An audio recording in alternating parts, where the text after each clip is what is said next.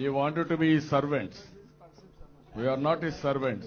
We are servants to the people. अच्छा Oculus को बोलने दो, वो छोटा लोग, वो छोटा मैं तो यही कहूंगा कि बीजेपी के लोग जो आरक्षण के खिलाफ थे आरक्षण बोलने लगे, उर्दू के खिलाफ थे उर्दू बोलने लगे, नवाब तो अच्छी बात है। They wanted to be servants.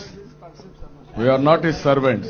We are servants to the people. अच्छा ऑक्यूलस को बोलने दो, वो छोटा लोग, वो छोटा मैं तो यही कहूंगा कि बीजेपी के लोग जो आरक्षण के खिलाफ थे आरक्षण बोलने लगे, उर्दू के खिलाफ थे उर्दू बोलने लगे, नवाब तो अच्छी बात है। They wanted to be servants. We are not his servants. We are servants to the people. अच्छा ऑक्यूलस को बोलने दो, वो छोटा लोग, वो छोटा मैं तो यही कहूंगा कि बीजेपी के लोग जो आरक्षण के खिलाफ थे आरक्षण बोलने लगे, उर्दू के खिलाफ थे उर्दू बोलने लगे, नवाब तो अच्छी बात है।